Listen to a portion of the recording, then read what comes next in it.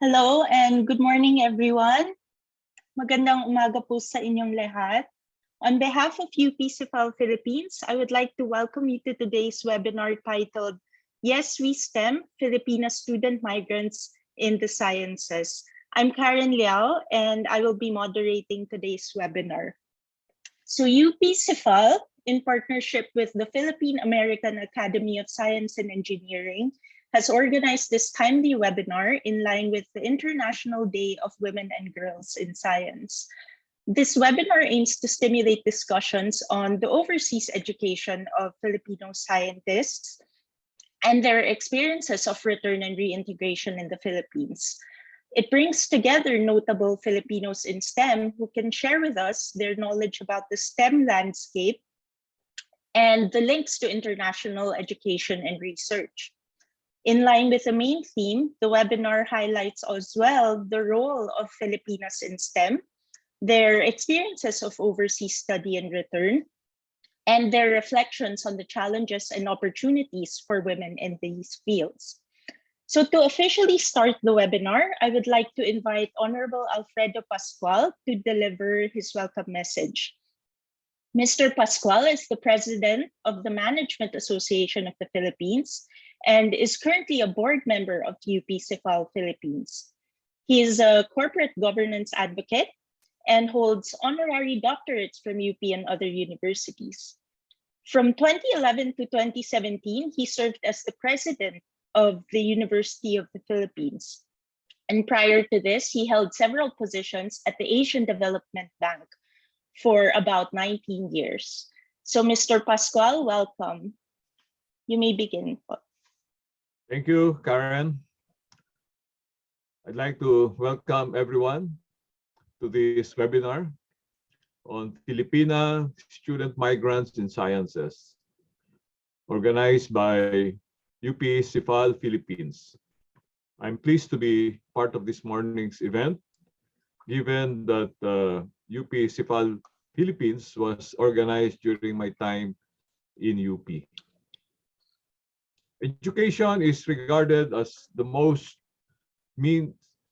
important means of acquiring knowledge. Thus, it is a crucial component of human capital development.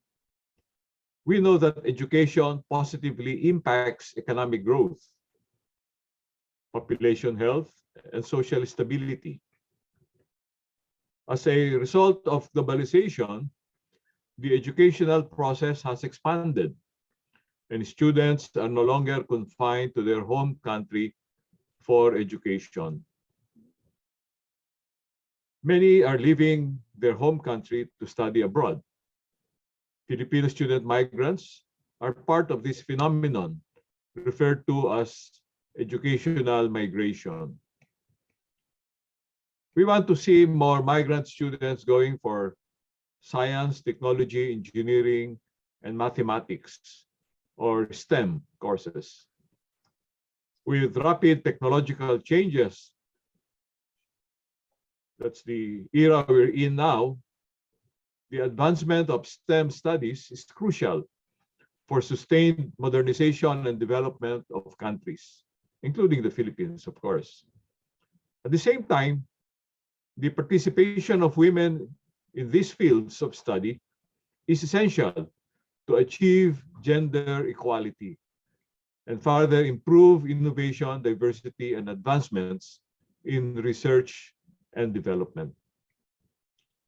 Having more female students pursuing STEM is vital to the progress of our people and the achievement of the Sustainable Development Goals, particularly SDG 4, quality education, SDG 5, gender equality, and SDG 17, partnerships for the goals.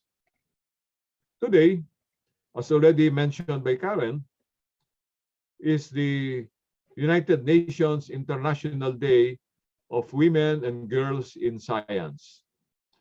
In December 2015, the United Nations General Assembly voted to establish the International Day of Women and Girls in Science observed each year on the 11th of February. The goal is to encourage women and girls to pursue careers in science, and the appointed day today, highlights the opportunity for women and girls to have full and equal access to science and participate in it. The Philippines is notable among the few countries in Asia to have progressed well towards gender parity.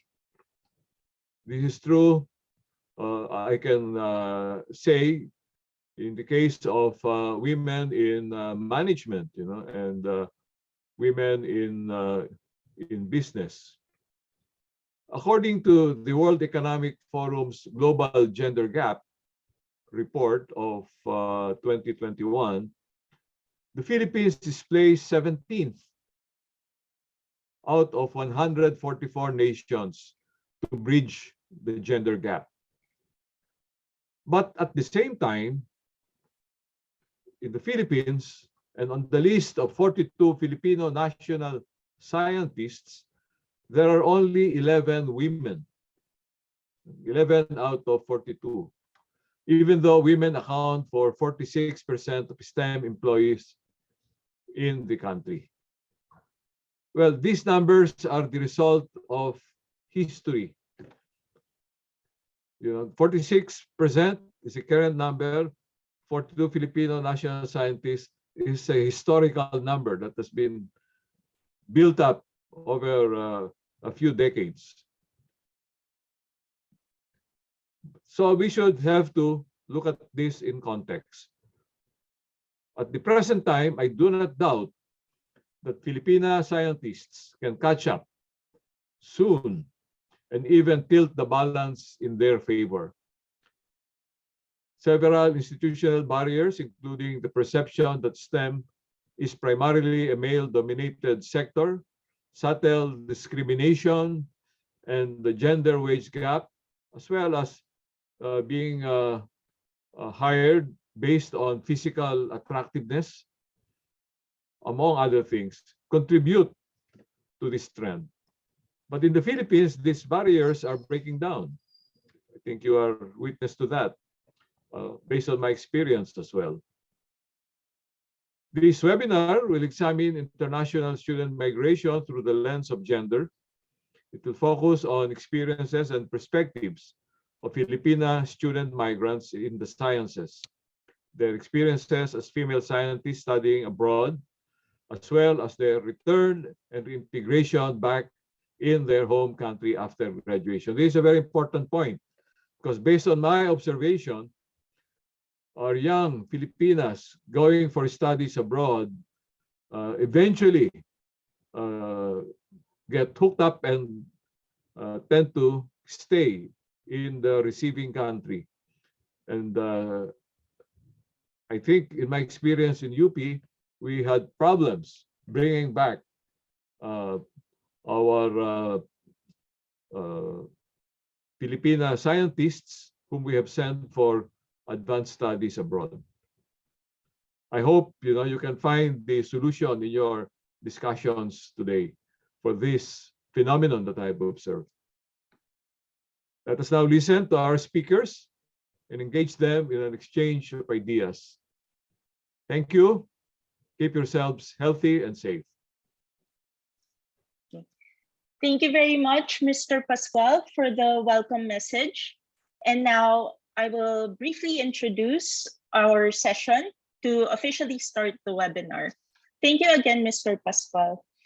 So for this webinar, UP-CIFAL has organized this event in recognition of the important role of women in STEM. So women are, of course, importantly leading many developments and innovations in STEM around the world. This includes the use of science and technology for improving the quality of life and calibrating global responses to emergencies like the COVID-19 pandemic. We have also seen in news media and academic and policy research the different ways women have contributed to advances in STEM, from education and research to scientific discoveries and innovative projects, and to institutional leadership and mentorship. Yet, women also continue to face challenges in STEM fields. As Mr. Pascual has mentioned earlier, there are some issues that remain. For instance, there's women face underrepresentation, and also they face issues in terms of the gender pay gap. There are also disparities in terms of access to resources between men and women in STEM fields. And of course, they also face barriers in terms of upward career mobility. So, and additionally, there's also the issue of gender discrimination and stereotyping in the field. So though the Philippines is recognized as doing relatively better in closing the gender gap compared to other countries, there is still work that needs to be done in supporting Filipino women scientists, scholars, and workers in STEM fields, and of course, to support young women and girls who want to become part of the STEM field. So in light of these broader themes, though, UP organized this webinar to draw our attention to the role of international education and research and of return and reintegration in the experiences of Filipino women in STEM. So this webinar brings together 4 distinguished speakers who are doing important work in their respective fields. Our invited speakers will share with us their knowledge and expertise about local STEM institutions for education and research. We also have speakers who will be sharing their experiences of studying abroad, including their aspirations and reflections of pursuing international education. Importantly, they will also share with us their experiences and views of returning to the Philippines, which can shed light as well on the challenges and opportunities of international student migration and the links to return and reintegration. So overall, the webinar importantly highlights the role of Filipino scientists and scholars in STEM and their contributions to knowledge and skills transfer and institution building in the Philippines. And at the same time, this webinar also aims to stimulate discussions on the different issues and challenges that still need to be addressed in the STEM landscape. So we hope their insights and stories can also energize discussions on how STEM development in the Philippines includes creating better and equal opportunities for Filipino women in the field, from international education pathways and upward career mobility. So as mentioned a while ago, we have 4 speakers today, and they will each be presenting. They will be presenting for about 10 to 15 minutes each. And then afterwards, we will have a Q&A session where participants can post their questions, and I will read them out for the speakers. Okay, so now I would like to introduce our first speaker, who Dr. Josette Bio, the director of the Science Education Institute at the Department of Science and Technology. So Dr. Bio earned her PhD in biology from De La Salle University, and for 8 years, she taught in a rural community in her home province in Iloilo. In 1995, she taught science at the Philippine Science High School in Western Visayas, where she developed the school's science research curriculum. From 2011 to 2014, Dr. Bios served as Executive Director of the Philippine Science High School System. And afterwards, she became the Director of the DOST Science Education Institute. Dr. Bio has won various international and national awards, and she is known as the first Asian speaker to have won the Intel Excellence in Teaching Award in the US. So Dr. Bio, welcome to this webinar, and thank you so much for your time. You may begin. You may now begin. Thank you for the introduction, Karen, and magandang umaga sa lahat. Today, I will talk about the DOST SEI scholarship programs and the opportunities in store for our Filipino scholars and scientists. Science Education Institute is the SNT human resource agency of the Department of Science and Technology. It aims to increase the number of STEM professionals in the country in support of our national development programs. The Institute also aims to strengthen science, technology, and innovation culture in the Philippines. So we hope to achieve this mandate through our various programs, such as the administration of scholarships at the undergraduate and graduate levels, the conduct of science promotion activities to encourage young people to be interested in science and to pursue STEM careers. We also conduct capacity building program for STEM teachers to improve the quality of science and mathematics teaching at the basic education level. We do researches and SNT human resources towards policy development and improvement. There has been a significant increase in the number of scholars that SEI has been supporting through the years. Last year, we support more than 43,000 scholars. Most of these are in the undergraduate level. We are supporting about 4,000 MS scholars and 2,000 PhD scholars and around 200 scholars studying in various universities abroad. At the undergraduate level, we have 3 types of scholarships. The Merit Scholarship Program for scholars whose family income is higher than 300,000 annually. The RA 7687 Scholarship Program, around 80% of our scholars belong to this category. For those whose family annual income is lower than 300,000, and the new program which has been implemented in response to the need for teachers for the K-12 curriculum is the RA 10612, given to third-year college students who would like to pursue teaching after their graduation.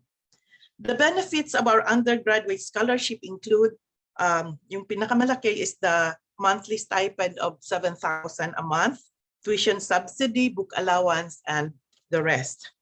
SEI also provides learning assistance to our scholars, such as facilitating their practical training, monitoring their performance, and providing assistance through our university and regional scholarship coordinators, supporting scholars association in the various universities, and providing assistance or providing activities that would enable our scholars to develop as civic leaders and responsive citizens of the country. After completion of their degrees, the scholars are expected to work in the country along their courses or specific fields, equivalent to the number of years that they have enjoyed the scholarship. This is what we call the return service or service obligation. We also administer graduate degree scholarships through these programs. We have the Accelerated Science and Technology Human Resource Development Program for those who would like to pursue their MS and PhDs in various fields of science, pure or applied. We have the Capacity Building Program in Science and Math Education for science and mathematics teachers. And for engineers, we have the Engineering Research and Development for Technology. Then one also of our new programs, which was implemented starting 2015, was the SNT Regional Alliance of Universities for National Development. This is the granting of scholarships for faculty members in the universities in the regions, and also granting of the scholarships to their students so that we can really help these universities strengthen their degree programs. Scholars can pursue their graduate studies in any of our consortium universities. For AST-HRDP National Consortium, we have 11 delivering institutions in the country. And these are the priority fields of study listed here in the slide. For capacity building program in science and math education, we have 16 delivering institutions which are considered as centers of excellence in teacher education. For the SNT Alliance of Universities for Regional Development, the numbers are still growing. So we are assessing their programs, and if we see that they need to capacitate their teachers, we first give scholarships for their teachers, both locally and internationally, and then we support their scholarship program. The duration of the program is 2 years for MS, that's including summer, and 3 years for the doctoral programs. And some universities already offer straight PhD programs for 3 to 4 years. But the granting of scholarship would also depend on the number of years or number of months as prescribed in their program of study. Graduate scholars can receive the following benefits. So we have tuition fee, which is actual, then 25,000 MS stipend per month for an MS student, and 33,000 per month stipend for a PhD student. We also provide outright thesis grant and research support fund. Next slide, please. Okay.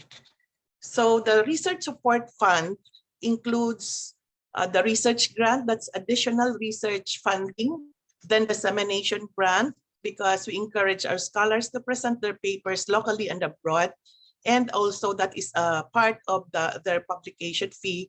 And we provide incentive for their mentors, 36,000 per student who can finish, and 72,000 for a PhD who can graduate on time. We also provide foreign graduate scholarships. This program aims to develop a pool of highly quality human resources in science and engineering who will contribute to the country's competitiveness and economic development. So we provide opportunities to talented and deserving Filipino professionals to obtain their graduate degrees in science and engineering in institutions in other countries. And this also aims to upgrade the country's research and technology innovation capabilities in the area of advanced science and development. Currently, we have about 200 scholars studying in more than 20 countries in the different parts of the world. Okay, so applicants can either apply directly to their university of choice, but they can also apply through SEI because SEI has formed linkages and collaborations through bilateral or multilateral agreements with some foreign institutions or universities. So listed in this slide are the universities which we have already signed a memorandum of agreement. These are the priority areas for study for our graduate scholarship programs. They are in the fields of agriculture, aquaculture, natural resources, health, industry, energy, and emerging technologies. These are the criteria of eligibility. So must be a Filipino citizen, not be more than 50 years old at the time of application, be in good health condition, and more importantly, the applicant should pass the admission requirement for graduate studies in a foreign university with good track record. They also have to pass the interview and other screening procedures, and their research topic or the area of research which they want to pursue should be under the priority programs of the DOST and aligned with the harmonized national research and development agenda. They can study in any foreign university with good track record or recognized higher education or research institution in the specialized field in SNT to be pursued. And the duration of the scholarship will be from 24 to 36 months, again, depending on the program of study. These are the actual scholarship privileges. School fees that are paid in full, book allowance, transportation allowance, and most importantly, the cost of living allowance, the stipend, which is based on the cost of living at the place of study. We are also providing relocation allowance. After completion of their degrees, the scholars are expected to go back to the Philippines and to render their service obligation, which means they will have to work in the country for the number of years, twice the number of years that they have enjoyed the scholarship. SEI also offers postdoctoral programs. The research grant has a duration from 2 months to 1 year. And we also have the sandwich program.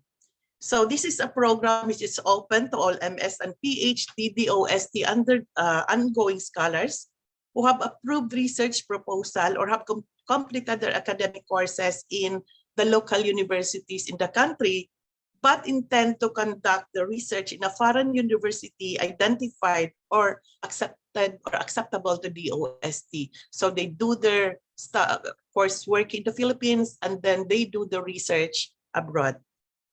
So for all our scholars, this is very important, we also provide work opportunities. One of these is the Career Incentive Program. So this is a scheme to address the administration's call to strengthen the country's SNT capability and to a certain extent avert unemployment of DOST SEI scholar graduates. We hire them if they have no placement yet, and we deploy them to research institutions or even universities in the country.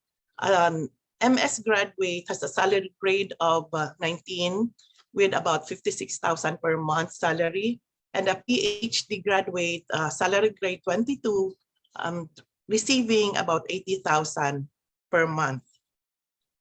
Currently, this year, we have employed 177 graduate scholars, 163 of which have finished their MS, and 14 PhD graduates. We deployed them in host institutions.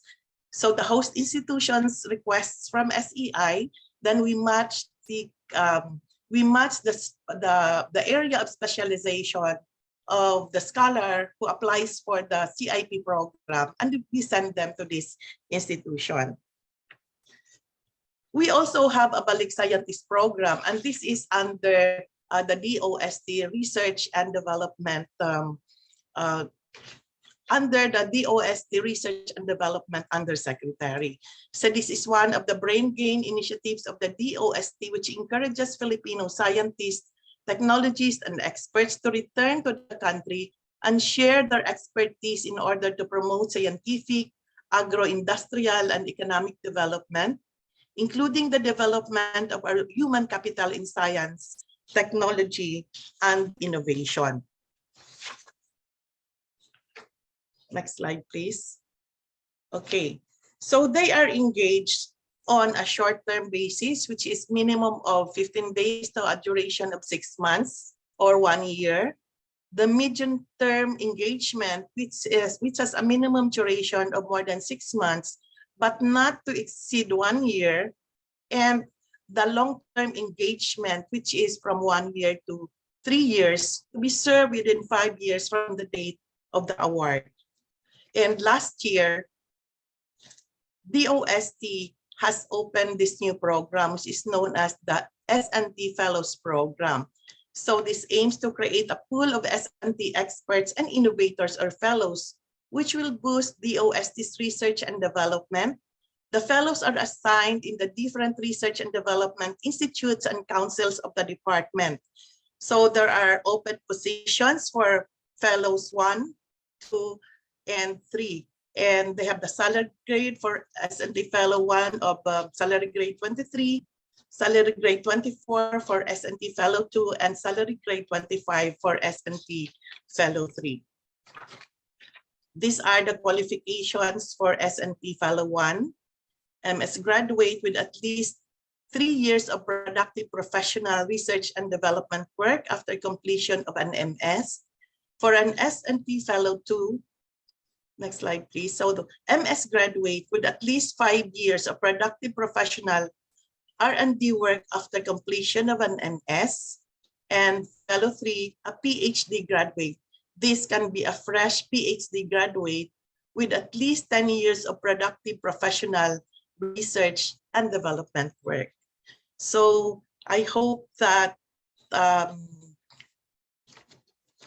returning scientists and professionals can help the country by strengthening R&D and SNT services and the DOST research and development institutes and councils, increase the number of SNT experts and innovators in the country, produce more SNT-generated outputs and results that contribute to the socio-economic growth of the country, and help implement policies that sustain and ensure continuous upgrading or improvement within the DOST and the country.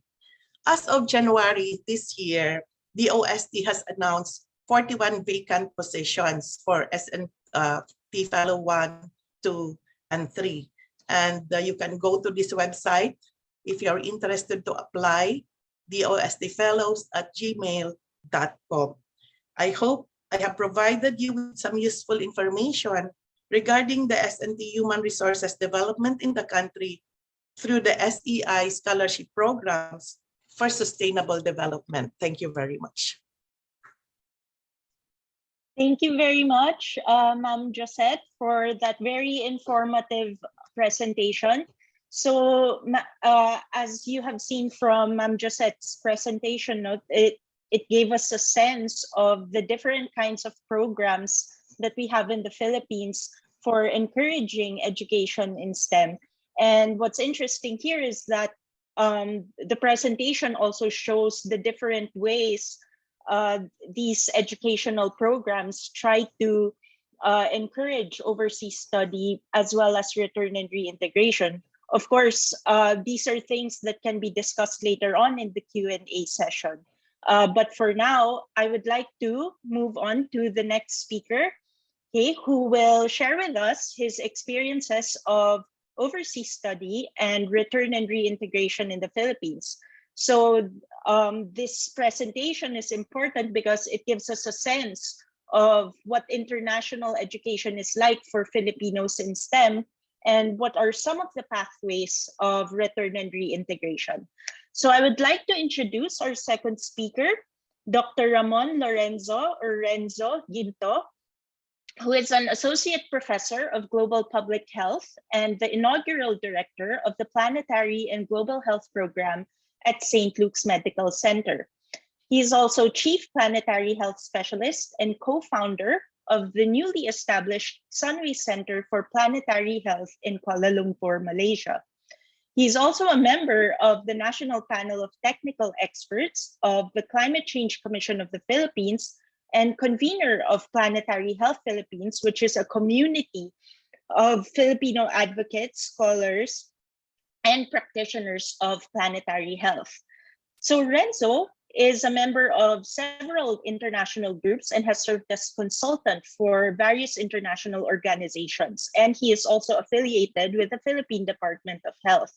He also sits on the editorial boards of various health journals. Renzo obtained his doctorate degree in public health from Harvard University and Doctor of Medicine from the University of the Philippines in Manila. Welcome, Dr. Renzo. You may begin at any time. Thank you very much. Can you hear me? Yeah. Yes. Excellent. Thank you. Maraming salamat po sa pagkakataong ito. No? Thank you very much for having me, Sifal, and of course, PAASE, of which I'm a very proud member. And let me share my screen. So first, happy International Day of Women and Girls in Science. When I actually got the invitation, I was quite shocked to be invited in this panel. Obviously, I'm not part of the other 50% of our population, but I always say that I am a very staunch ally for gender equity in science, in medicine, in global health, and I'll be touching on those themes in a short while. So today, I'm going to share a bit about my story, which is quite challenging for me to prepare for, because I usually don't talk about myself. I usually talk about my scholarship and my ideas.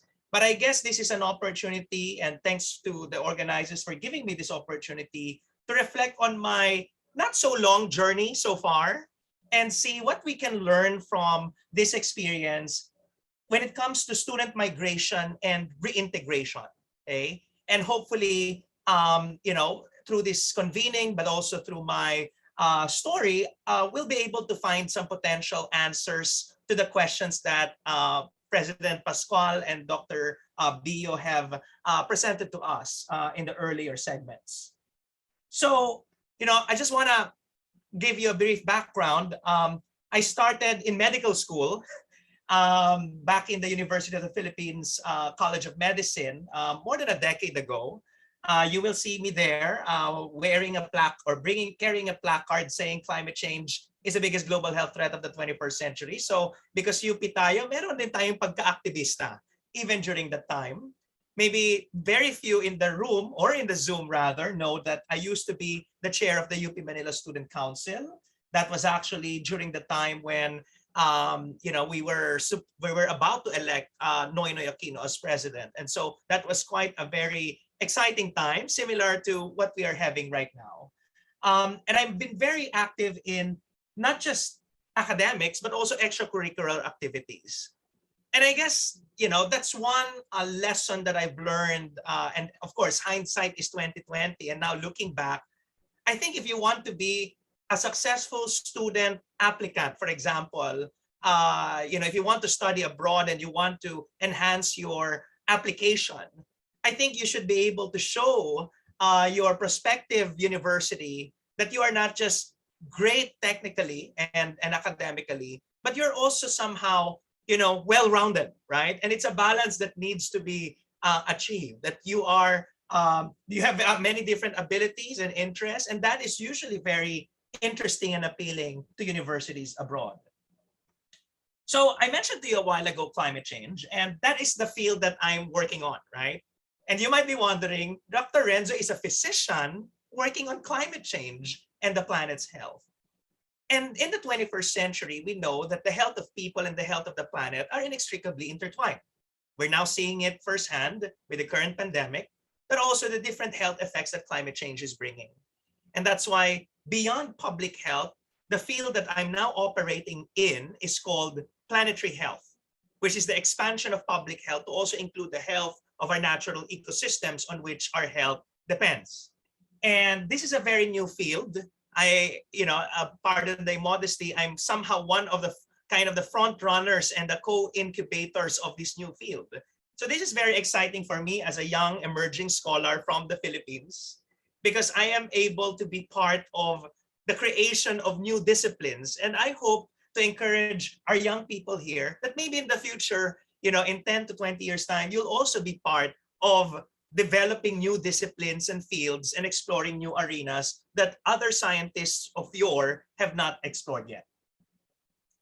And then, so as mentioned already by Karen a while ago, I was privileged to study at Harvard University. I wish I knew the scholarships that Dr. Bio have already presented, because I didn't receive a scholarship from government. I also didn't receive a scholarship from the likes of, Chevening or what's the other one, Fulbright, just because I didn't know during the time that they exist. But perhaps part of my attitude is I'm a risk taker, and I applied to Harvard, of course, not without any strong background, right? It's very important that you actually have a very strong application.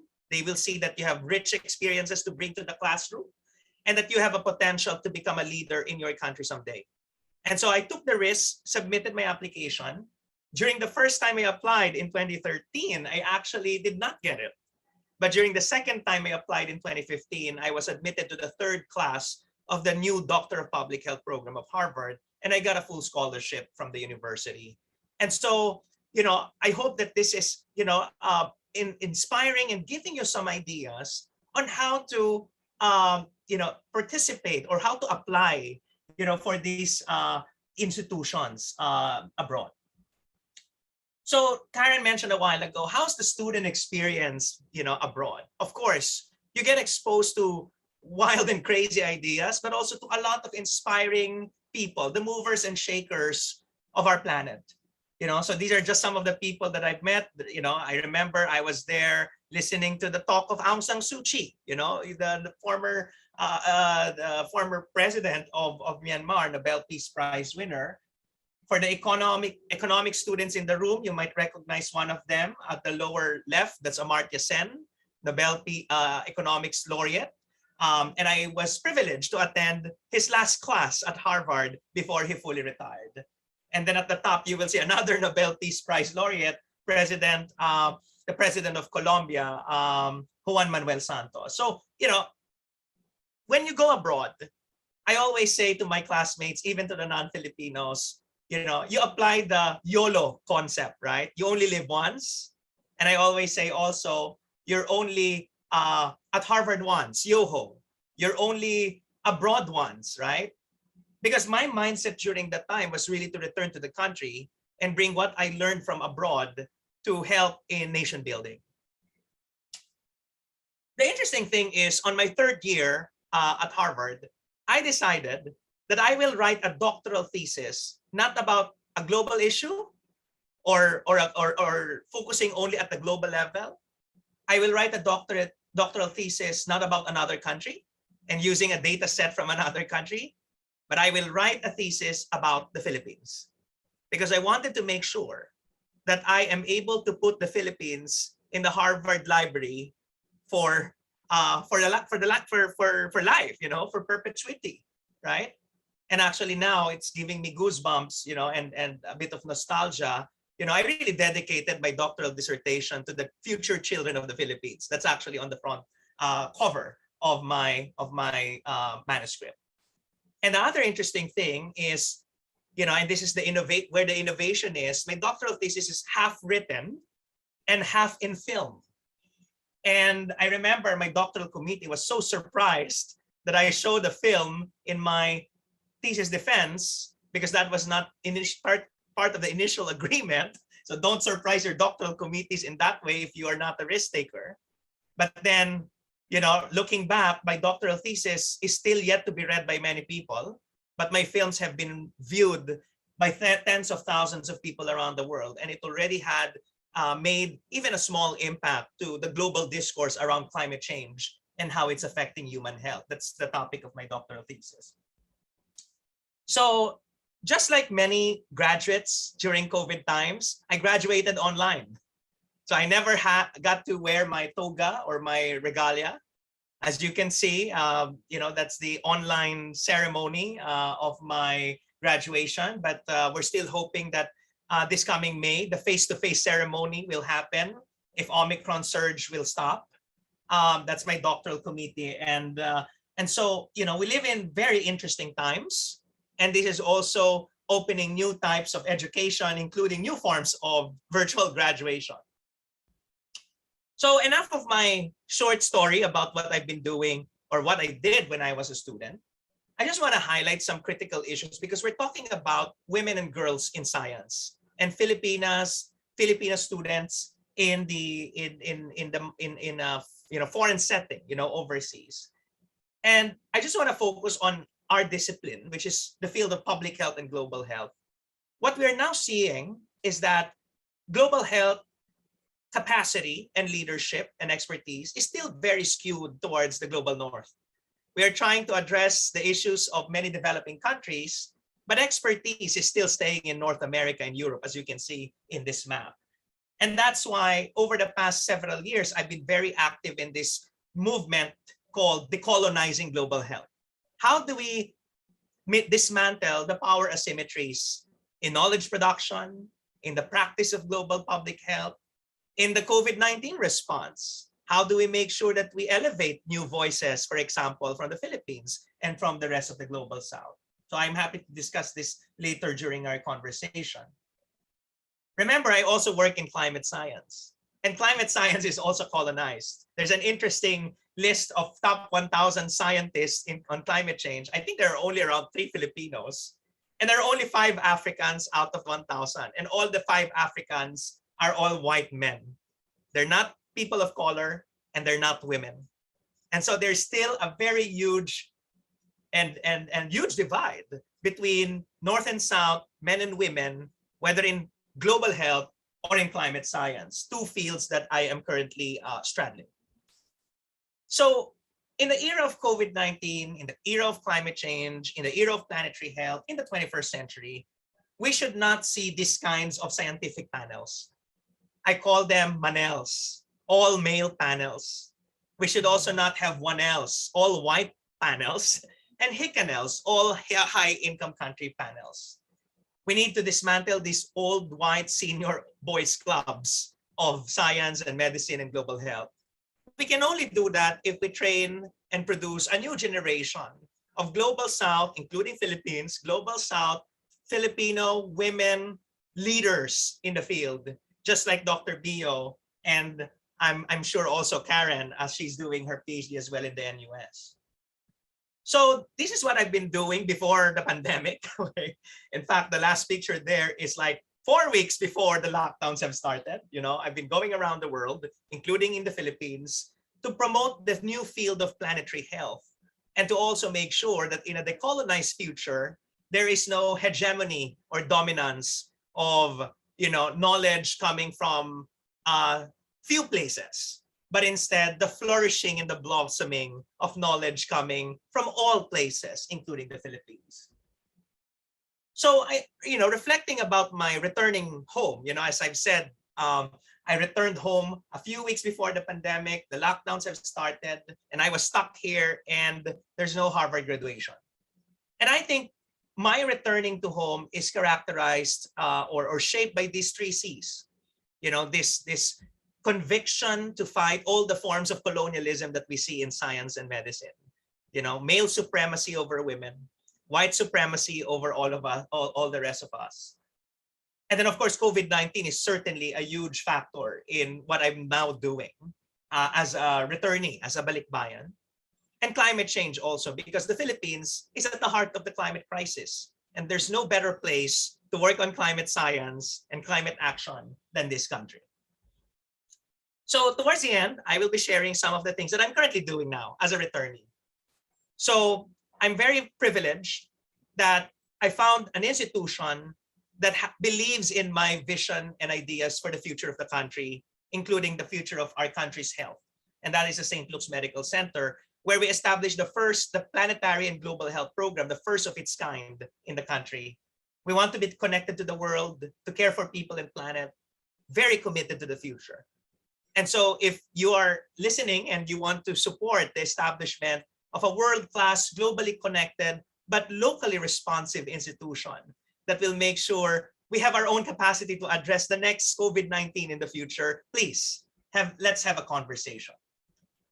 And over the past year, we've established several research collaborations already with various universities around the world. So I did not join any of these institutions. I tried to bring them to the Philippines. And we were also able to bring a good amount of financial resources from overseas. So right now, we're not a beneficiary yet of DOST funding, but we have funding from international partners for our research. And from 1 staff, which is me last year, now we have 15 staff of researchers, which is a gender balanced team and also a very diverse team. In fact, we have few doctors and more social scientists in our group. And I'm very committed to teaching and to preparing the next generation. So we introduced this class on global health in St. Luke's. As you can see, more than half are women. And I always encourage these, co-learners. I don't call my students, that you are world-class, that you can contribute to the world in the same way that you can contribute to the nation. And I think that global minds, or actually local mindset, the combination of global and local, is very important, for the future of our science, to be able to contribute to both nation building and the healing of the world. I also have a second role now, but I've been doing this remotely for the past year already. I also am the Chief Planetary Health Scientist of a new center in Malaysia, the Sunway Center for Planetary Health. And I work with this world leader in global health and humanitarian medicine, Dr. Jamila Mahmoud. The story of this center is this idea was baked over dinner in Geneva, Switzerland, between the two of us in 2019. Fast forward, we've established a center via Zoom. I've never met Jamila since then in person. I hope to meet her this March. We're still working on my papers. But this is an amazing story because we were able to also secure the support of one of Malaysia's business leaders. He believed in the idea of creating a center for planetary health in Southeast Asia, and we placed it in Sunway University in Kuala Lumpur. So And we just launched actually a new PhD program in Planetary Health. We have 3 slots, so if any of you is interested, visit our Facebook page and website.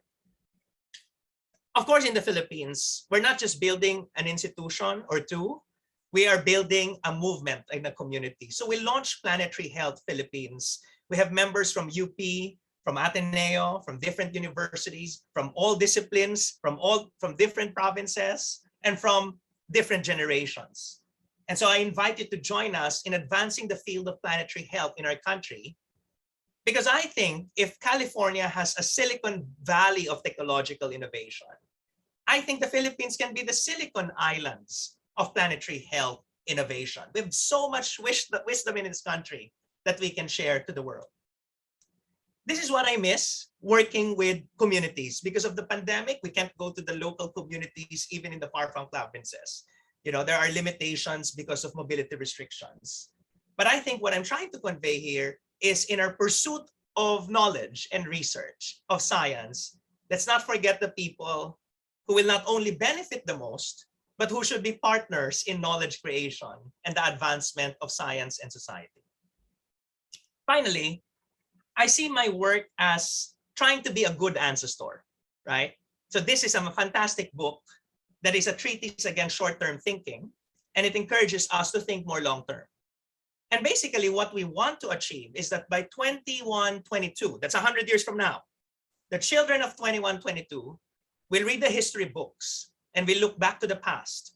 And they will say that the COVID generation of 2022, which is all of us in this Zoom, were good ancestors to them, because we made sure that all the challenges that we discussed a while ago are addressed. And we made those decisions, the right decisions, not just for ourselves, but for their health and well-being as well. Are we ready to be good ancestors to these children and to the children of the Philippines and the world who are yet to come? So together, let's advance the health of people and planet with women and girls in science. Thank you very much. Thank you very much, Renzo, for that fascinating presentation. Very inspiring. I'm sure all the participants are very much impressed by all of your accomplishments. And this is really something very interesting, and I hope can be discussed further in the Q&A session, because I think in your case, you talked about your experience of overseas study, but at the same time, you also talked about what it means to return to the Philippines and what kind of pathways can be crafted locally. And I think it importantly touches on this idea that we need to decolonize knowledge and practice that the domination of Western-centric knowledge should no longer be the case, especially because these kinds of ideologies don't necessarily speak to our own grounded context in the global South and in the Philippines. So very, very inspirational and very interesting ideas. So for the participants, I'm sure you have questions for Dr. Bio and Renzo, but please reserve them for the Q&A session. I will first turn over the session to our third speaker, Ms. Camille Navarro, who is a professional science communicator and co-founder of Pinoy Scientists blog. She unfortunately is not able to join us today, but she has a pre-recorded session which will be played at the moment right now. And then for attendees who have questions, please feel free to forward them to UP so they can also refer them to Cami. And I think she also provided her contact details in this pre-recorded video. So just to briefly introduce Cami, so she is a professional science communicator based in Singapore. She graduated with a degree in molecular biology and biotechnology from the University of the Philippines, Diliman, after which she pursued a Master of Science Communication at the Australian National University. She was previously the science editor at a Singapore-based STEM media company and taught science communication at top universities in the Philippines. She is currently manager of Pinoy Scientists, a platform that aims to highlight Filipino scientists worldwide and their stories. She is also part of the panel of experts for the International Science Council's Public Value of Science program. So we will now play the video, the pre-recorded video of Camille Navarro.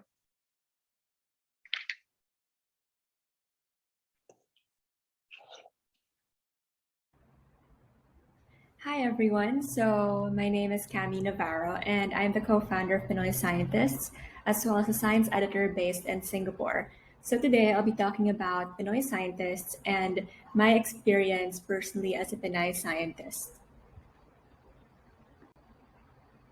So just a quick overview of the discussion for today. So I'll just be giving a bit more information about myself before delving into my experience as a Filipino migrant in Australia. Then we'll go on to how I came back home to the Philippines and the genesis of Pinoy Scientists before wrapping up with some best practices in Philippine science communication. So this is me in 2015. I graduated with a bachelor's degree from the Molecular Biology and Biotechnology program of UP Diliman. And then after working locally for 1.5 years, I went to Australia at the Australian National University to take up my Master of Science Communication. After that, I went back home, worked again, and before I knew it, I ended up in Singapore as a science editor just before the onset of the COVID-19 pandemic, and I've been here ever since. So let's look back at my experience as a Filipino student migrant in Australia. So as mentioned earlier, my master's was in science communication, and it still is a niche discipline in the Philippines, even though we actually have a long tradition of it, thanks to the efforts of UPLB's Development Communication Program. So science communication, for those who are unfamiliar, it's a STEM adjacent field. So I'm not exactly a scientist anymore per se. You know how they say that science isn't finished until it's been communicated. And so science communicators like myself support scientists, research organizations, universities in translating the results of their research into words, visuals, audio, videos that can be understood and appreciated by the relevant stakeholders, whether that's funding agencies or school children or working adults.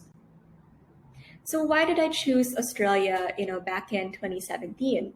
So first of all, I actually did not know that such a program, existed in UPLB because they have a department of science communication, and science communication is actually a class that many of the DevCom graduates take up.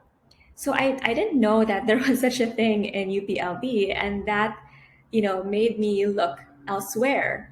And at the same time, in the Philippines, many of the existing practitioners who I knew, actually back then I didn't know anyone, but many of the existing SciComm practitioners in the Philippines until now are journalists. And at the time, I didn't see myself going into that field. So I previously interned at the Mine Museum, but beyond journalism and museum work, there weren't many visible role models for alternative careers in SciComm. And so that's why I really naturally gravitated towards Australia, because they have a very visible, exciting, and active science communication field. The careers that you can have there aren't just limited to the media and museums. Their universities, they all have comms officers, for instance, for each of their colleges. And then the research organizations as well have many opportunities for science communicators. And in line with that, they also have a strong SciComm support network. So they have an association of science communicators, or communities of practice.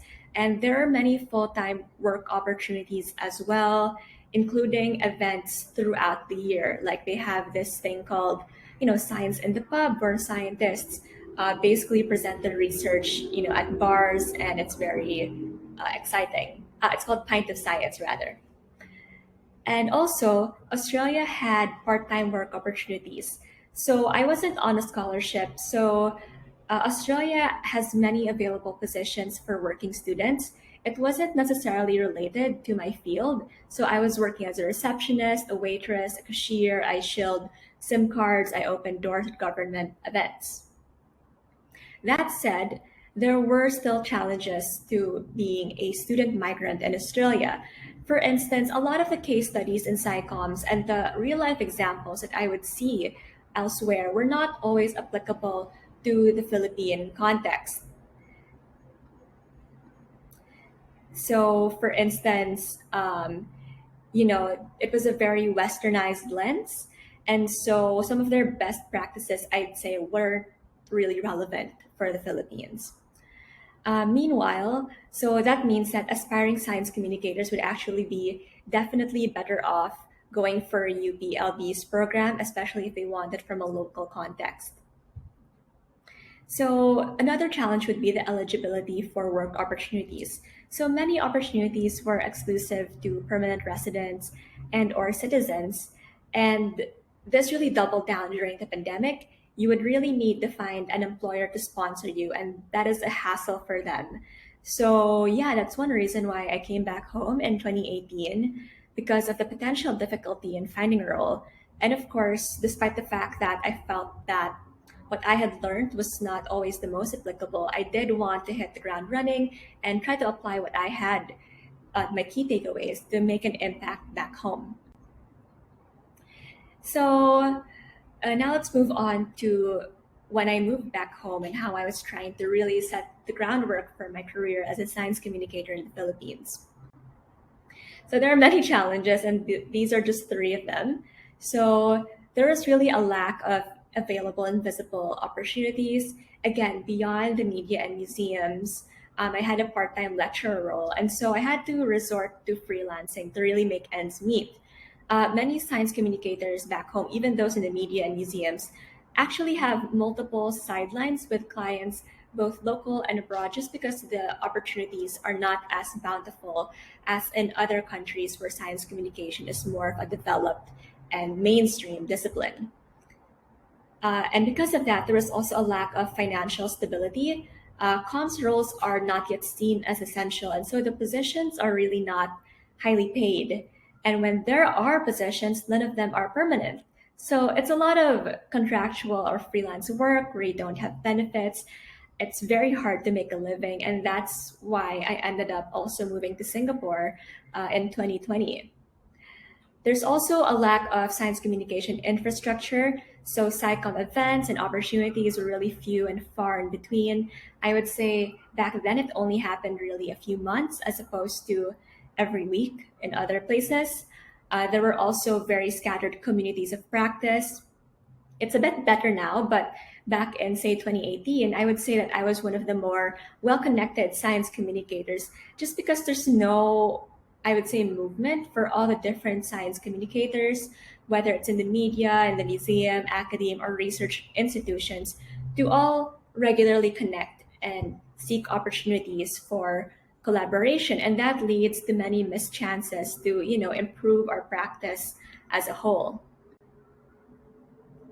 That said, the Philippines does offer very fertile ground for science communication research, just because there hasn't been much done, and we have a very unique context. We have multiple languages, we have that archipelago, we have a clear need considering how many natural disasters hit us each year, and we have unique public health priorities compared to developed countries. And then, through the years, we've seen it really with Odette, Yolanda, the Dingvaxia scenario, the ongoing debate over face shields, that there's really a lot of opportunities to engage in SciComm research to improve our practice. So, for instance, my master's thesis was about the challenges of communicating science in the Philippines. And I always say that, it's low-hanging fruit, but it was really the first of its kind to comprehensively tackle the topic. And so it's been the most read article on the Journal of Science Communication for quite a few months now.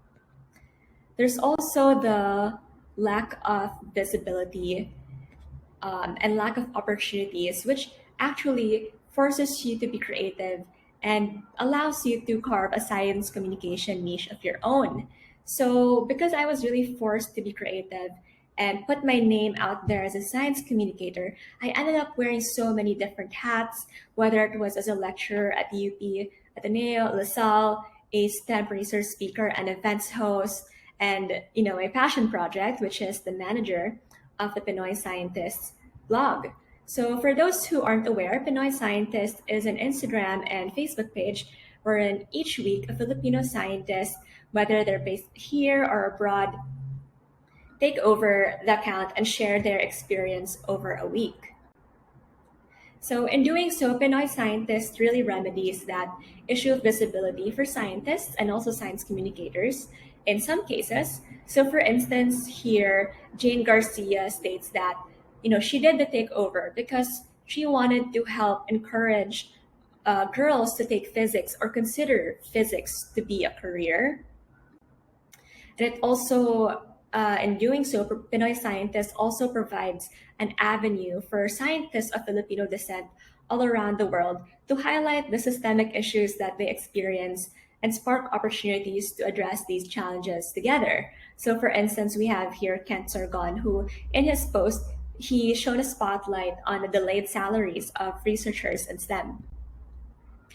The platform also offers a glimpse into all kinds of amazing science that are done by Filipinos locally. So for instance, here, Gio Rojas, who used to work at the National Museum of the Philippines, these are the techniques that she uses, for instance. And then you also get a glimpse into how science is done by Filipinos abroad and how they continue to maintain those links with the Philippines despite the geographic distance through the research that they do. And at the same time, they usually give insights into how they manage to get their positions abroad, usually through scholarships. So here we have forensic anthropologist Matthew Go, who I think is based in Hawaii. And his research focuses on how forensic anthropology techniques can be refined to suit the Filipino population. So here are my key takeaways from this very short presentation is that first of all, to really inculcate a scientific culture in the Philippines, local science and science communication programs, as well as Filipino science communicators and scientists themselves all need to be more visible. So otherwise, people will tend to look elsewhere for opportunities. I think that as humans, we naturally try to seek out communities, people who are similar to us, and that's what Pinoy Scientist provides. The next would be, it's really important to provide stable opportunities. So I've left the country twice now, and in both cases, it was because moving abroad offered more financial stability, a more clearly delineated career path. And I think that's crucial for people and for women who are trying to be independent and for those who are also supporting families. So until those stable opportunities exist, the brain drain of both science communicators and scientists will be inevitable. So, our country is so rich in natural resources and talent, and there's so many untapped, unexplored avenues for both scientific and science communication research. So let's not make it, go to waste. So that's my call to action with my presentation. Thank you very much to the organizers for inviting me. If you'd like to reach out, I've placed my social media links here. You can just go to my website, camillenavarro.com. And I hope everyone has a great rest of the day. Thank you. Okay, so Cami is not with us today, but thank you, Cami, for your inspiring presentation. Yes, another presentation that shows us, an experience of a Filipino student migrant in STEM, and also from the perspective of Filipina science communicator. And I think this is very important, her presentation, because Cami highlighted not just her overseas experience, but also the kinds of challenges she has faced in relation to returning and reintegrating in the Philippines. And these issues have a lot to do with structural issues, resource-oriented issues, as well as gender issues that hopefully we can tackle in the Q&A. So we now move on to our final speaker, another notable Filipina student migrant. Well, she's back in the Philippines, another Filipina scientist. Her name is Dr. Aleta Iniguez. So Dr. Aleta Iniguez is a biological oceanographer who obtained her PhD in marine biology and fisheries at the University of Miami in Florida. She is now a professor at the Marine Science Institute of UP Diliman. Her research centers around understanding the dynamics of marine ecosystems, especially the primary producers, and she uses an arsenal of field, laboratory, and computational modeling approaches. She hopes to develop infrastructure and capacity that link automated ocean observation techniques and real-time models for decision support systems that are useful in ensuring sustainable fisheries and resource conservation.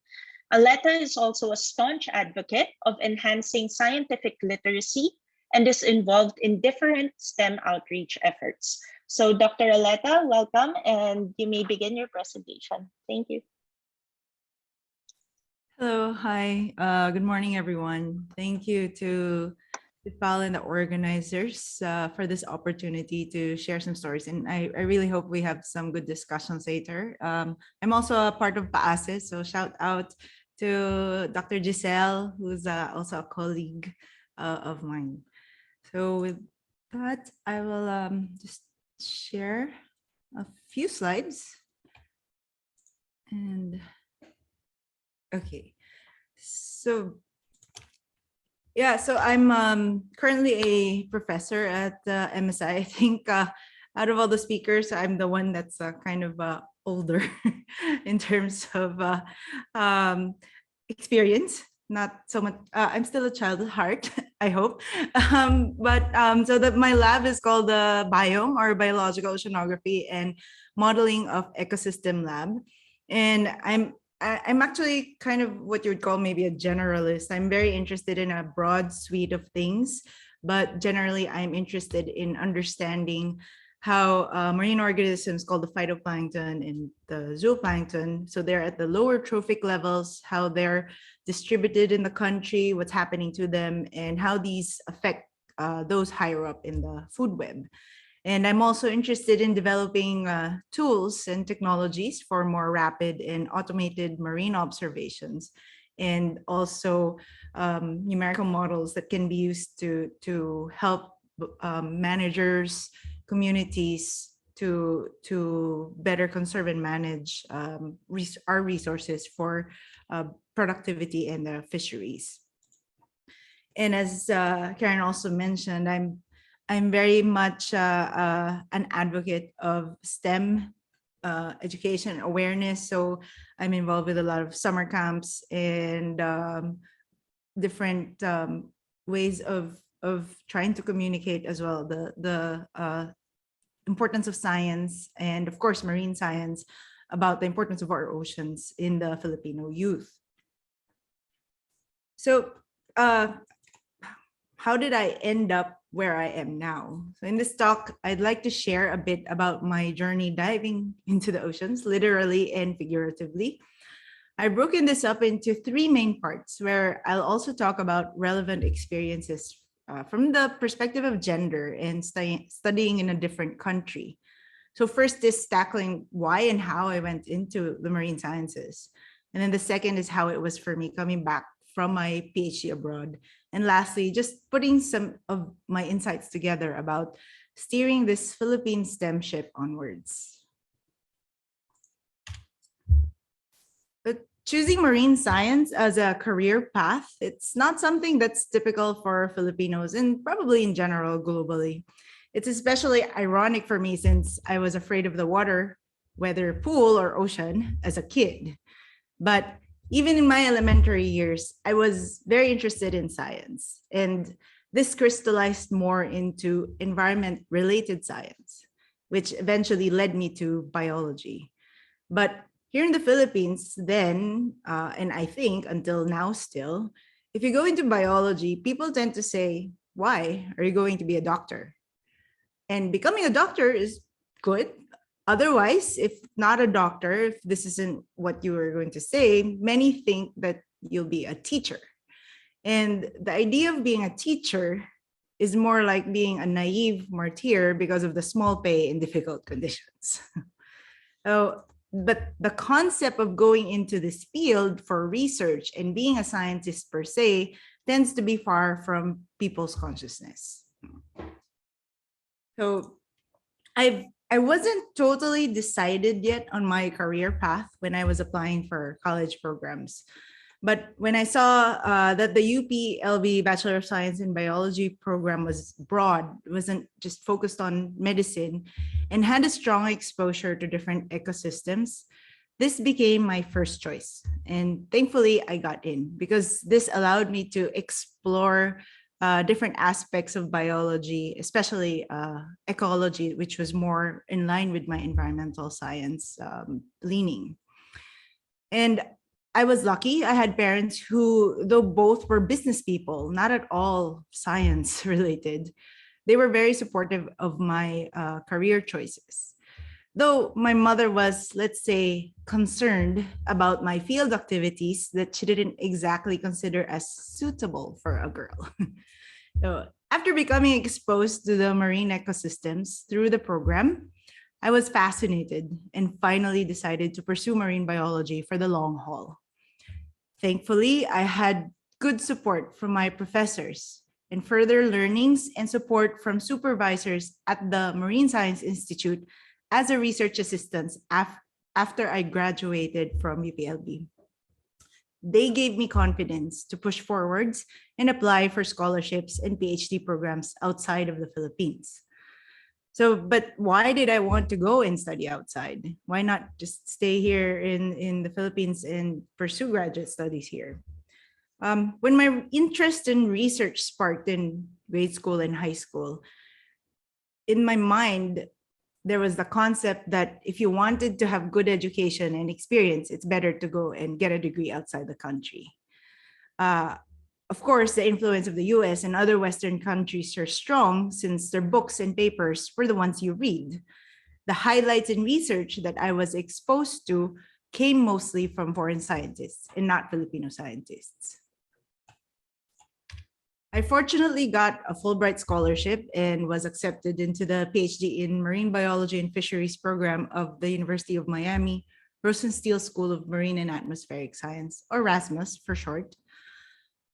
I have to say that I thoroughly enjoyed my PhD experience, despite the many stresses that a PhD program will provide you. My advisor, my lab mates, other professors and students, and the Filipino community there in Florida, in Miami, they were very supportive and positive through my journey. And it was a journey. So there was so much to adjust to and learn. I didn't have my master's yet. I went straight from my bachelor's to a PhD, totally different environment. My first time in the US. Of course, one main aspect is the culture, particularly getting used to speaking up and saying what was in my mind versus staying quiet, which is what I was more used to here in the Philippines. I became accustomed to not taking forthright criticisms personally.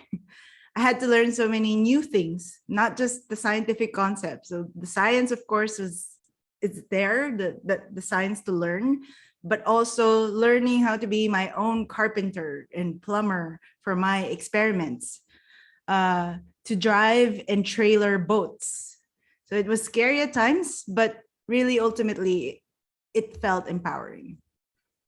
So in 2007, long ago, I successfully defended my dissertation and got my PhD degree. It was time to come back to the Philippines. So at that time, and sometimes even up to now, with some people I encounter, I get the question, why did you come back? For some or many people, the default thought is that you're already in the US or Europe or some other developed country. Why go back to most likely a poor paying job that will probably give more headaches than it's worth? So what can I say? I mean, I don't know, I just knew even before I left for my PhD and up to finishing that I wanted to contribute here. There was so much still to explore and understand about the wealth of marine systems that we have. Thankfully, I was offered a tenure track faculty position at the place I dreamed of working at, where I did my work before the PhD at MSI at UP Diliman. So it's a dynamic and strong research institution focused on graduate programs. And coming back, though, comes with its own adjustments and realities. Reverse culture shock is real. After several long years in the US, I had to adjust back into Filipino culture, such as the emphasis on hierarchy and formalities, going around in conversations rather than being straightforward, the sense of the personal rather than or above that of being professional at times, especially when you deal with outside the academe, with the LGU, the communities, and so on. The most challenging aspect, though, of coming back to the country for me to pursue scientific research are the harsh realities of bureaucracy and limited recognition or support for science overall, in general. Where in developed countries, you can have the necessary equipment for your research in a few months or even weeks. Here, you could wait years and your project was already ending before you can get equipment. Basic research operations can take so much administrative effort that these take up so much of your time rather than the science itself. So just recently, in my frustration, I even made a meme on this, which is, I'm not a meme making person, but because of certain circumstances there, I made this meme where I showed the Matrix coolness where you're off to do some awesome research. We're pushing science forward, and then there's the rest of the system that's saying, "Oh, that's what you think. You have to fill out all these forms first before, and let's see if it gets all of the needed signatures before you can proceed." So yeah, so that's a big challenge, I think, and I'm not the only scientist coming back and who has said this over again. But of course, we soldier on as best as we can while trying to find ways to change the system. And luckily, I am surrounded by many inspiring scientists and people who persevere and generate good science. And when you can pursue your science, there really is so much to learn and do here in the Philippines. We are at the center of global marine biodiversity, after all.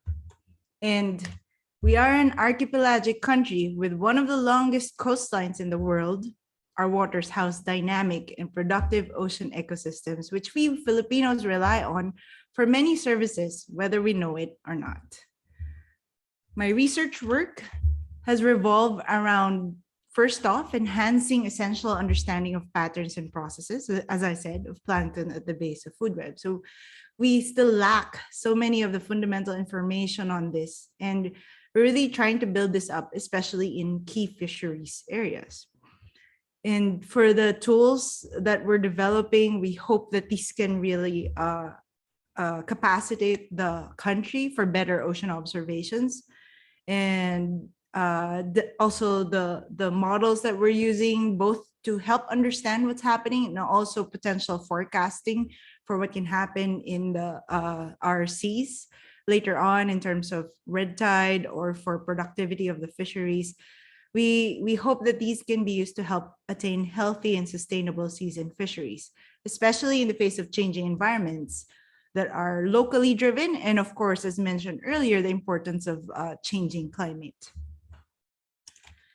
So I'll bring this talk to a close by calling some of my main insights to help advance STEM and research and development efforts here. Well, my first point is that good community support is important. All throughout my narrative, you might have picked up on how thankful I am for family, professors, lab mates, and colleagues who have been very supportive at different stages in my career. Pursuing STEM, a PhD, and an academic career is not an easy task at all. Early support and encouragement from families and friends is important to enable those interested in STEM to push through. Working and even more being productive in the sciences and academia is a challenge. So building community support with mentors and colleagues can help. My second point is that gender should not be a consideration, whether in choosing a career or how it unfolds. I've been fortunate again to have not had any real concerns related to being a woman in science. And this is why there's not much mention of that actually in my story. The Philippines is doing relatively better in this regard compared to other Asian and developed countries. But yeah, we still do have stereotypes that can affect women's STEM careers. For example, the concept that women are more suited for certain STEM topics like biology versus being in physics or math. And also, if there is no proper support, women with families can have difficulty in their long-term careers. Oops, sorry. Thirdly, having local role models is important. In my early science education, I cannot recall having local scientists, much more Filipina scientist examples taught to us.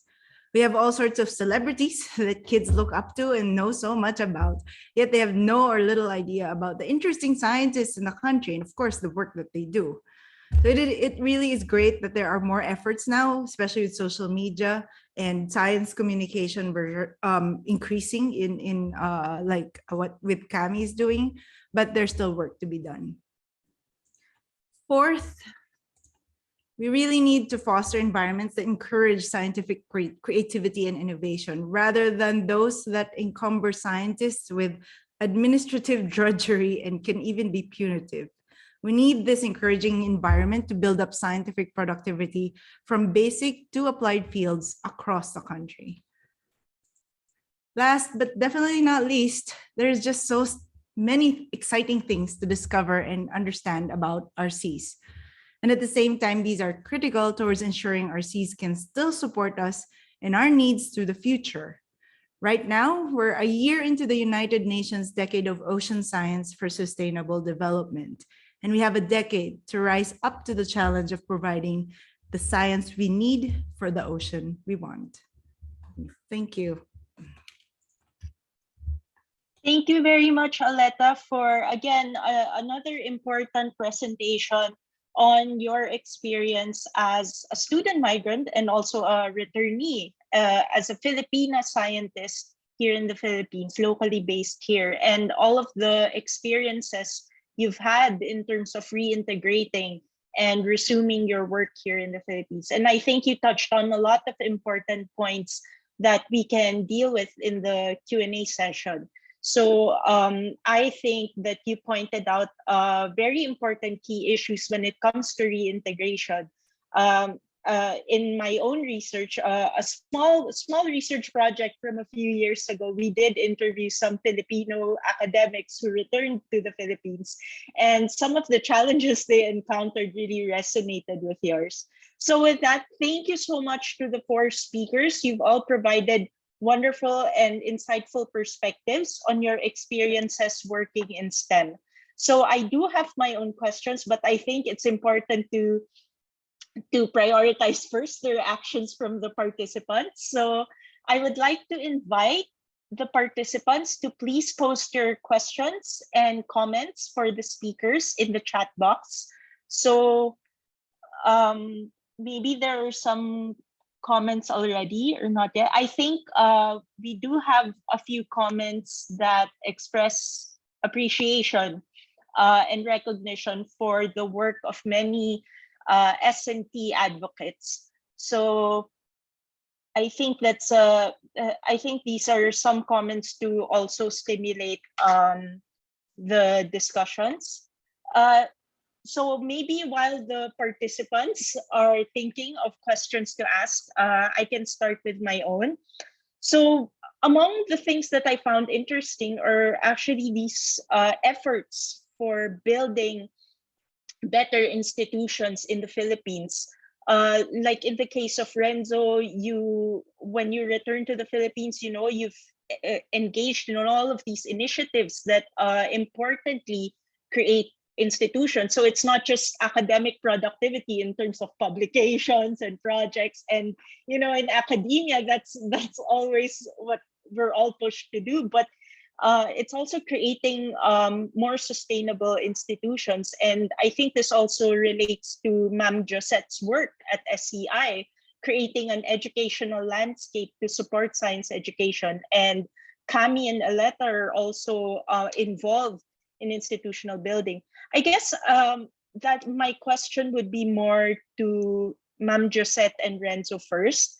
In your experiences, what have been the challenges of building building or sustaining these kinds of institutions in the Philippines? I think Aleta and Cami have importantly highlighted the issues of reintegration for Filipino scientists. So in terms of institution building, in your experiences, what have you observed to be the challenges, let's say, of implementing programs or encouraging Filipinos to join your initiatives? Anyone can start, whoever's ready. For the Science Education Institute, the challenges that we saw is that the placements for MS and PhD graduates, because of maybe challenges in research infrastructure here in the country. So the Career Incentive Program is one of the initiatives which we started 5 years ago. Currently, we have accommodated over 150 graduates whom we sent to research institutions and other universities. But I think we need more funding for this. Also, there are more universities which need to be capacitated in terms of research. So that is one, the research infrastructure and funding for our researchers. Thank you. Yep. So to add, and thanks, Karen, for that very important question. I think that's the biggest, question that is running in everyone's minds, no? Among many of us who were privileged to receive education from overseas, we really want to serve the country and bring back home the expertise that we acquired. But, there are many challenges, and several have already been shared by Aleta a while ago. I think I can sum up the priorities in at least three aspects. One is the enabling environment is really critical, and that also includes being part of a community that really stimulates your imagination, right? That for example, I was referring to some ideas a while ago that we can also contribute to the world, while we're also addressing national problems. I think we need to be surrounded by like-minded colleagues and also mentors to be able to imagine those kinds of things. So, for example, just listening to Aleta, I was so excited about marine ecosystems. In my previous life, I thought I'll be a marine biologist, but now I'm a doctor for people and planet, but definitely there are a lot of intersections. And so being surrounded by exciting colleagues will really help us survive and also thrive. It's not, and I think we need to shift that mindset that it's not just about survival, it's also about thriving in science, that it's really a rewarding experience because you're able to not just publish, but also really contribute and make impact. And of course, I think part of it is what Dr. Bio is also saying about the importance of more resources, and not just financial, but also infrastructure, right? Having the labs that will really enable you to do the cutting edge science. And I think this is a major issue for those in the physical and the natural sciences, and not so much for the social science, although we need, again, more resources for social science, because right now funding is skewed towards the physical and the natural sciences. And mentorship is quite important. I mean, Aleta recognized a while ago, Dr. Giselle is in the room, and she was the one who pulled me into PAASE, right? So we need more Dr. Giselles and others who will actually be exemplars for the next generation. If they've done this before, we can do this too, and even much more. So I guess those are just some of the ingredients that I have in mind. I think these are not new ideas, but I think these are unfinished businesses in Philippine science and research and innovation. Thank you, Renzo, and thank you, Ma'am Josette. Aleta, just in case, do you have any reactions or? Maybe for the next question. I think that was pretty comprehensive already. Okay. Yeah. Same. I agree. I think all of your input a while ago, and then the inputs of Ma'am Josette and Renzo right now really capture a lot of the key things that we still need to work on in terms of the STEM landscape in the Philippines.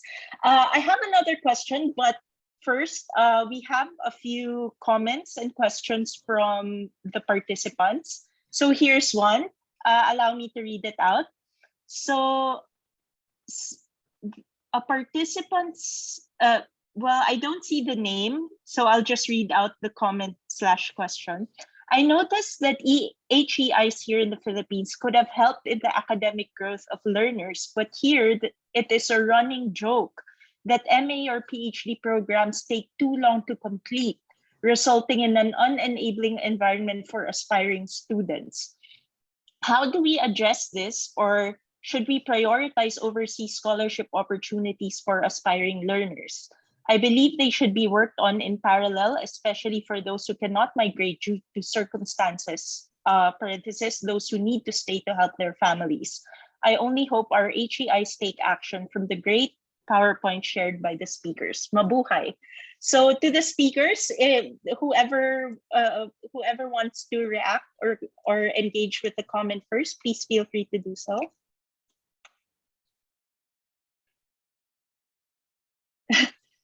Women first, because we are celebrating women and girls.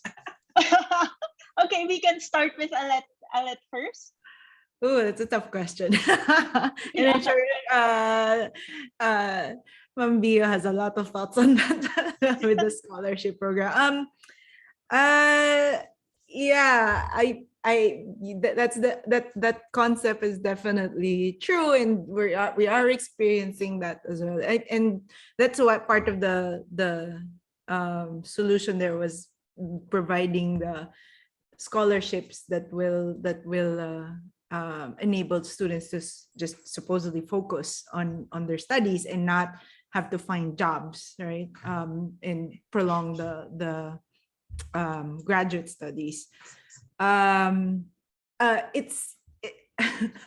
think that's a very good track to take, the efforts to have those scholarships, because that's what I experienced in the US. I was on a scholarship and I didn't have to do other things that were not related to, or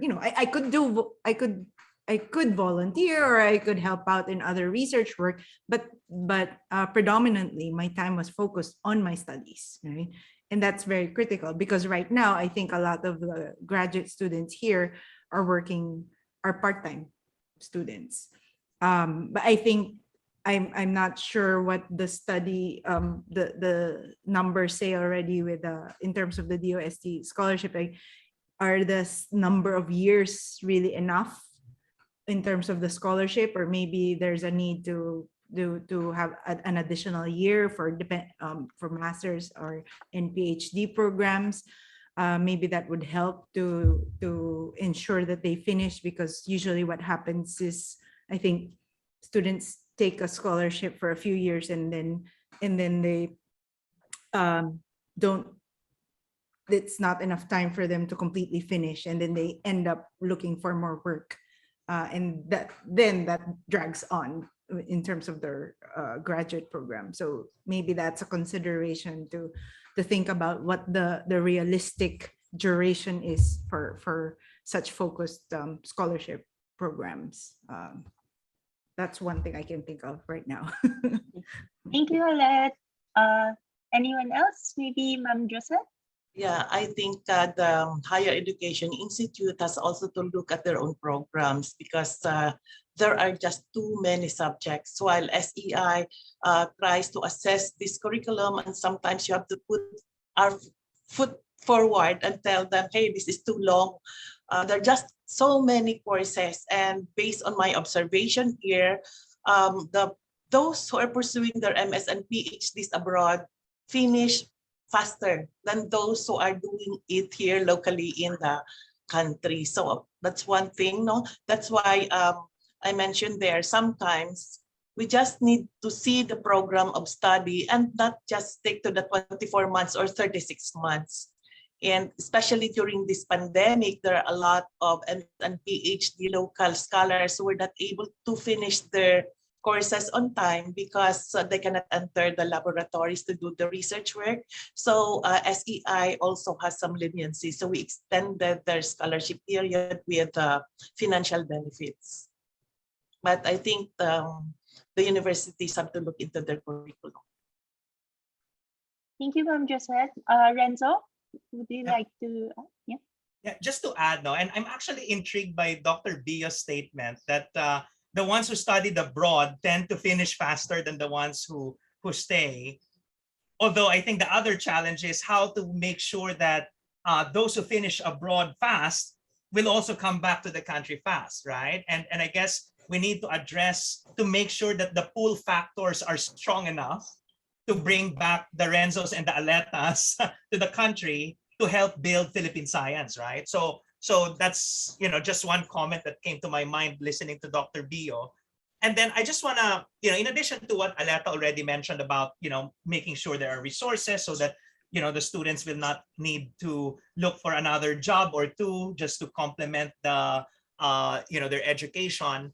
There's a specific question: should we prioritize overseas scholarship opportunities for aspiring learners? And you know, my quick answer is yes, but also I think the broader discussion is, you know, how do we strike the balance, right? I think we need to also make sure that we strengthen our higher education institutions so that our, you know, it's a competitive choice, you know. Maybe there will come a time when our Filipino young people will also value very much a Philippine master's or PhD degree because the world and the interest industry value very much the degree that is coming from the Philippines. So, you know, this is just an idea, and I don't know where we are right now in that regard. But we hope to see the day when, you know, all our degrees, regardless of where they came from, actually provide us equal opportunities for career advancement. Thank you. Can I say something about that? Thank you, Renzo. Yes, Ma'am Josette. Yeah. Actually, we have a lot of very good universities with also excellent research facilities here in the Philippines. And these are also most of these are members of our consortium. Again, because of budget purposes, SEI financed a limited slot only for those who will be pursuing priority areas which are not yet strong in the country. Kaya kung may 4,000 MS tayo at 2,000 PhDs who are being supported in the Philippines, siguro maka-finance lang kami ng mga 200 foreign scholars or scholars who will be studying in other countries. But we are expecting these scholars to go back to the Philippines. Usually they have also sending institutions, which are the universities, so that they can strengthen the graduate program in that area, and eventually they can also be delivering institutions for our scholarship programs along those specified priority areas. Thank you, Renzo and Ma'am Josette. I think the three of you have pointed out important aspects in response to the question. Like for example, this idea, of how on an in many societies a Western degree is often prioritized just because some person graduated from the US or the UK. That person will be hired as opposed to someone who studied in Asia. So there are all these things about, and it relates well to what Renzo also talked about in terms of decolonizing knowledge. How do we cultivate knowledge communities where we don't have to rely on a Western pedigree, right? And then Aleta and Ma'am Josette talked about all of these scholarship opportunities. And I think the commenter, the one who posted the comment, also, I think, importantly highlighted the personal aspects of a scientist's life. So, for example, is it possible that a lot of scientists take longer to graduate because they have families to care for, and not just children, sometimes older adults. A lot of scientists also take care of their parents and grandchildren. So I think these are very important points. I would like to first move to Doc Edna, who are you raising your hand po? Yeah, okay. And then so Doc Edna has a comment / question, and then after her we will move to another one, Miss Syra May Saipudin. Okay. So Doc Edna first, please go ahead. Yeah, thank you, Karen. I thought I'll just sit here and listen and keep quiet and absorb everything, but I cannot stop myself when I was hearing from everyone, and I think all the points responded to by our resource persons are valid. But let me just reinforce some points. Apparently, leveling up our MSMA PhD effort in the country is something that is a matter which is all of government and all of, including academic institutions. We need to work together around this to address the questions raised from the floor. What do I mean? It matters, the problem is a bit circular in the sense that we need to support the scholars and encourage scholars on two fronts initially, but not only. One is the financial support that is given to our scholars who might go overseas for studies. And we know how the procedures and the system works. I mean, it's minuscule, and often it's the problem of efficiency in remitting funds to scholars. And this happened, we have so many cases where scholars of the Philippine government go hungry, they borrow from Filipinos who are overseas. I mean, it's pathetic. And therefore the choice is that our scholars come back home. No, the other one is that the mention about too long degree programs, which are also taking so much from our scholars. And now this is a challenge for local universities, including state universities. We have to review our academic curriculum. Is it necessary? But also to be more practice-oriented at the end of the degree. Cannot just we have to move away from thesis and paperwork, but to see how the learnings are translated into more practical and applied sense, which is the joy of having come from some international universities. I regularly join the Australian Australian government's scholarship, and we send out 60 to 80 scholars each year, minus special trainings and executive development. And I think the beauty there is course offerings and programs are updated, aligned with the current challenges of whether local or global challenges. And this is very heartwarming for our scholars to get into.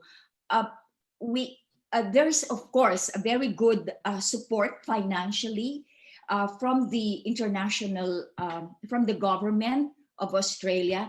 But when they come back, it's important to have a family, an alumni, active ones who are connected to each other and who continue to mind the activism that Dr. Which Renzo is trying to describe. It's not important to go out, not just important to go out and learn and come back and do things by yourself. How do we get connected as a community of scientists who will upgrade and move this country? But on the other hand, so in other words, I'm saying we have to mind all of this simultaneously. My field is public administration, and I'm really so concerned how government provides support to this kind of scholarship and learning and leveling up the status of our higher education institutions to level up with Malaysia, with our neighbors, no? With Thailand, and now Vietnam is over, is moving very fast. Pero tayo yung first in the region to have pride ourselves with having good quality higher education. So we all need to put our efforts together, materially, financially, politically. We need to get the support of senators and policymakers who put in the money for scholarships and absorb them when they come back. So it's an all of society approach, and the challenge is on all of us. Thank you. Very long answer. Thank you, Doc Edna, for your input. Very important points there. Renzo, is this in response to Doc Edna? Yeah, in some way, because Dr. Yeah. Edna, thank you for that. No, it Go just ahead. keeps you triggered, right? With so many ideas. Obviously, we can't discuss all these issues within an hour and a half webinar. Her comment about the other countries, right, that are already, I guess, more advanced than us. Even if 50 years ago we were quite the place of choice for education. For example, in public health alone, whenever I go to Thailand, many of my colleagues would say, and more senior colleagues would say, oh, we got our degrees from the University of the Philippines. And then now we're the ones going to Mahidol and Chulalongkorn. You might begin to wonder what's happening in these countries that we're not doing. And so there's really, kind of a collective reflection that we need to do as a scientific community, along with the policymakers and the ones with money. Because we know that this agenda will only be driven if we have the resources that commensurate the level of ambition that we have. And I think in relation also to the colonial narrative that I mentioned a while ago, and also there's one question, do we really need to prioritize sending out students overseas? To a certain extent, yes, because I think we're not yet there in terms of really having the critical mass of expertise that is required to really push this agenda to the next century, right? Although we're already in the next century. But the other is because of that, the colonial narrative that is non-existent 50 years ago, because of that recognition that we are not anymore a poor country. We're a rich country, we have the resources, both in money and talent and natural resources. We need a totally different approach now, right? We can't be thinking like a small country. I remember Gideon Lasco has a book, We Are Not a Small Country, but we are acting small in our current approach, right? By relying on the generosity and charity of others. So what is the future research agenda of the country that is more, I guess, decolonized, more acknowledging of our responsibility and obligation, but also acknowledging that we already have, innate talent, right? And we need to innovate and come up with new ways. For example, Dr. Edna, you were mentioning we need to rethink our master's, PhD. I'm reminded of one suggestion that maybe there should be a group PhD program, because ultimately science is not developed by a singular person looking at her laptop or working on her lab, right? It's a group effort. But we have designed the PhD program in such a way that it's a lonely road.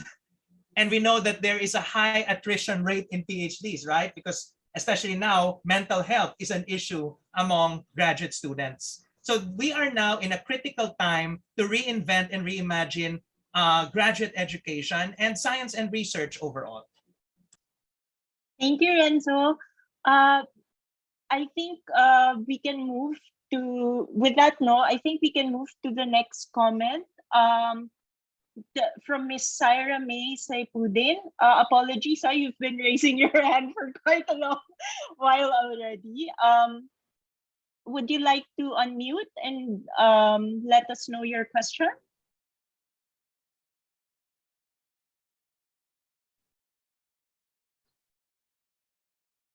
You're on mute, Papo.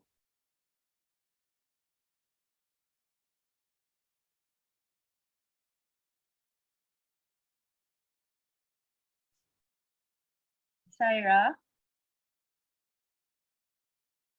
I think. Okay, I think she has some trouble with audio at the moment. Okay, so with that, I think maybe just a final question, no? And I think this I will try to consolidate the three other queries in the chat box, because the three questions ask about how do we encourage young Filipinos to find networking opportunities, mentorship, how Filipino scientists can engage with other industries, and so on. I think all of these questions point to the important idea of community. And I think for me, what I find interesting is that across your presentations today, there is this emphasis on building a community that supports Filipino scientists, that creates a research community here in the Philippines. And I was wondering, based on your experiences or what you have been observing in terms of good practices, what are some of the ways in which we Filipinos can support the scientific community here in the Philippines? And not just among Filipino scientists, but non-STEM people like myself, because I'm a social scientist. So I would be very interested to learn more about how we can foster this community that all of the speakers have mentioned today. That's our final question. Please go ahead, whoever wants to start. Maybe I can start. Okay, sure, Alan. Yeah, I think, well, maybe I'll just share more on the my experience at MSI, because I think the environment at MSI is maybe something that can help also that's something that can be kind of replicated, but with improvements still, of course, in other situations. This goes back to me saying, like, despite all the frustrations, the inspiration from the group that I am in and the scientists that are surrounding me, they really do help me, not just as Ren said, that survive, but really thrive. I think that's really important. I think it's a great idea to think of group PhD programs for universities, HAIs, where number one with HAIs to emphasize the importance of research, because I think that's one issue, that because a lot of HAIs still prioritize just teaching rather than the research. So that's one. And then within that emphasis for research or promoting research in the HAIs, having group and grad students from that university, from the college, to come out and help to uplift the HAI, and who can, of course, hopefully come back and work together, not just one PhD at a time, to really push the programs of the HAI forward. Because at MSI, I think with Dr. Gomez as the lead there, the environment that they fostered was really nurturing for the researchers that were there initially. They really looked for the people who are interested, who are passionate, and then found scholarships for cohorts of them, and then really nurtured the relationship with the graduate students, even when they were abroad, to come back and start with that group and push the marine sciences forward. So I think that could really help to do programs like that in the other HAIs. But as I said, you have to start with they have to emphasize that research is important. Thank you, Alette. I'll quickly switch to Renzo, because I think he has to go soon. Yes, sorry. Please I go have ahead, another Renzo. meeting.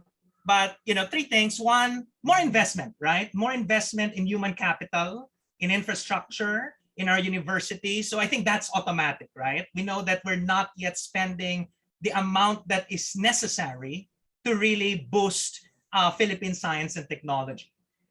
Second, and I know we have a national research agenda. We have research agenda for every Philippine Council, for example, for health research and development. We have the national unified health research agenda. But I think we should, in order to drive more transdisciplinary work, we need to identify maybe 3 to 5 grand challenges. Maybe you've heard of the grand challenges approach. They do it in Canada. I think they've done it in the University College London. Grand challenges that are complex and transdisciplinary in nature that will really not just drive, but force people to work together, right? And climate change is one perfect example where we can bring doctors and veterinarians and climatologists and social scientists to really work on a singular challenge that affects the Filipino people. And just an example, you know, I'm right now assembling a team which is very transdisciplinary, social scientists, economists, modelers, physicians, etc., on infodemics, right? Which is the epidemics of misinformation. So hopefully we get that grant from overseas, but it's really a group of different kinds of people who you probably will not see working together in a lab or in a classroom in UP right now, okay? And the last thing I think is we need to create this you know, kind of culture of ease of doing research. You might have heard of the ease of doing business rankings, right? You know, World Bank always ranks countries, which are the countries with less barriers to entry for foreign investment or less red tape, you know, for the, you know, execution of, you know, business processes. We also need an ease of doing research kind of, you know, philosophy. And we want to make sure that all the barriers to knowledge creation, transdisciplinary action are removed and the enablers are enhanced. And so I hope that we can, you know, maybe as an offshoot of this discussion, let's identify, you know, the elements and the components of doing, how did I say that? Ease of doing research, achieving ease of doing research in the Philippines. Thank you very much for having me. Thank you, Renzo. Maybe a final comment from Josette? Yeah, well, I'd like to share one thing that very inspiring thing that's happening with our science community now. With the presence of the Balik scientists in our universities, they work together with our CIPs or MS and PhD graduates hired by SEI. They do research and their teams work with our current MS and PhD students also. So they create communities. In fact, during this pandemic, many of them had been doing volunteer works to generate data for policy making in the local government unit. So I see this as a very inspiring initiative. And also, yes, SEI for the past 2 years, we have been sending cohorts or groups of MS and PhD scholars abroad. Like for example, in the field of petroleum engineering, Palawan State University has been offering that program for 30 years. Pero napakakunti lang ng kanilang tenured faculty because wala silang MS or PhDs, even if they have already been working in the Middle East and have decided to go back to the Philippines. So what SEI did was to send a group of them, initially 10 of them abroad. They have 8 already have finished their MS and na tenured na sila. They are building infrastructure so that they can already offer their MS program for petroleum engineering next year. And this year, we will be sending 10 faculty members from the University of San Agustin in Iloilo to pursue MS and PhD in pharmacy because Iloilo, with the presence of our 2 Balik scientists there who are doing research in natural products and drug development, hopes to be the center of excellence in natural drugs or natural products discovery in the region. So may mga initiatives kaming ganyan. No? May mga group PhDs din tayo studying in UK and also in France. That's the reason why we had been strengthening our agreements with foreign universities, no, para we can bring students there in groups so that when they go back to the Philippines, medyo, yun nga, sabi ni Aleta kanina, mahirap na nag-iisa. At least when you plan together, medyo stronger, no? Madali din ang pag-generate ng resources for the researchers. So these are some exciting things that are happening now in the country. Thank you, Ma'am Josette. With that, I would like to thank all the speakers for sharing your insights based on your experiences. So We talked about building local institutions for science education and research. We also talked about your experiences studying abroad and what it's like to return and reintegrate, and how your experiences reveal the challenges and opportunities that we need to address or pursue when it comes to developing a rich and vibrant scientific community in the Philippines. And Cami is not here, but yeah, I believe that science communication is very important. And I think if we, as you have all seen from social media, diba, communication is very important in communicating research and knowledge, and also fostering scientific communities. So thank you so much to all the speakers and to the participants for engaging each other in very rich discussions for this webinar. With that, maraming salamat po. And on behalf of UP-CIFAL, I would also like to thank the Philippine American Academy in Science and Engineering for their collaboration and support. And for all the participants who have attended this webinar, thank you so much and have a great day ahead.